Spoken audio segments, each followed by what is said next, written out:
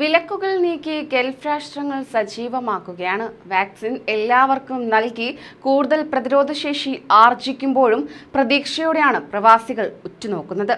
എന്നാൽ പ്രവാസികളെ വീട്ടിലാക്കി വീണ്ടും കടുത്ത തീരുമാനങ്ങളുമായി ഗൾഫ് രാഷ്ട്രങ്ങൾ മുന്നോട്ട് വരികയാണ്.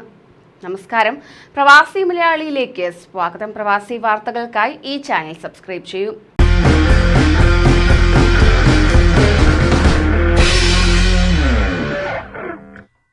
കുവൈറ്റിൽ ബിരുദമില്ലാത്തവരുടെ വിസ പുതുക്കുന്നതിന് 60 വയസ്സ് പ്രായപരിധി നിശ്ചയിച്ചതായുള്ള വാർത്തകൾ കഴിഞ്ഞ കുറച്ചു മാസങ്ങൾക്ക് മുമ്പാണ് പുറത്തുവന്നത്.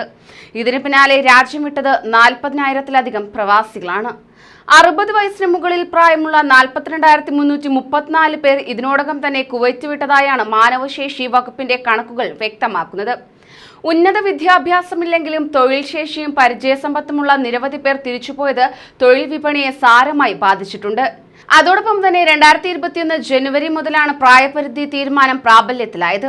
60-ന് മേൽ പ്രായമുള്ള ബിരുദമില്ലാത്തവർക്ക് പെർമിറ്റ് പുതുക്കാൻ 2000 ദിനാർ ഫീസ് ഈടാക്കാനാണ് മാൻ പവർ അതോറിറ്റി തീരുമാനം കൈക്കൊണ്ടിരിക്കുന്നത്. എന്നാൽ ഉന്നത വിദ്യാഭ്യാസമില്ലാത്തതിനാൽ തന്നെ ഇവരിൽ അധികവും ചെറിയ ശമ്പളത്തിനാണ് ജോലി ചെയ്തു വരുന്നത്.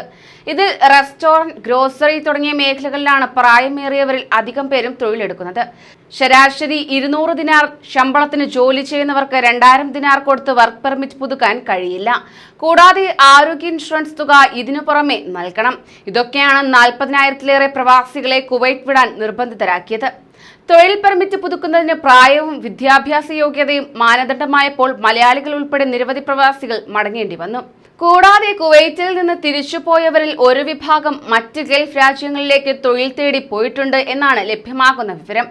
ഇത്തരത്തിൽ പ്രവാസികളുടെ കൊഴിഞ്ഞുപോക്ക് പല തൊഴിൽ മേഖലകളെയും സാരമായി ബാധിക്കുന്നുണ്ട്.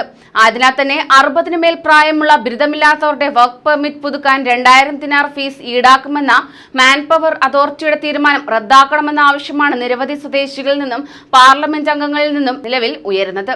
അതേസമയം കൊമേഴ്സ്യൽ വിസിറ്റ് വിസയിൽ കുവൈറ്റിലെത്തുന്ന പ്രവാസികൾക്ക് അത് വർക്ക് പെർമിറ്റാക്കി മാറ്റാൻ അനുമതി നൽകി അധികൃതർ രംഗത്ത്.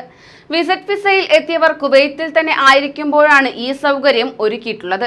ഇതുമായി ബന്ധപ്പെട്ട് director general of public authority for man power Ahmed al Musa circular ഇറക്കിയതായി അൽ ഖബസ് പത്രം റിപ്പോർട്ട് ചെയ്യുകയുണ്ടായി. ആഭ്യന്തര മന്ത്രാലയവുമായി സഹകരിച്ചാണ് കൊമേഴ്സ്യൽ വിസിറ്റ് വിസയിൽ എത്തുന്നവർക്ക് ഇത് തൊഴിൽ വിസയാക്കി മാറ്റാൻ അനുമതി നൽകുന്നതിനുള്ള നടപടി സ്വീകരിച്ചതെന്നും അദ്ദേഹം വ്യക്തമാക്കി. കൂടുതൽ പ്രവാസി വാർത്തകൾക്കായി ഈ ചാനൽ സബ്സ്ക്രൈബ് ചെയ്യൂ.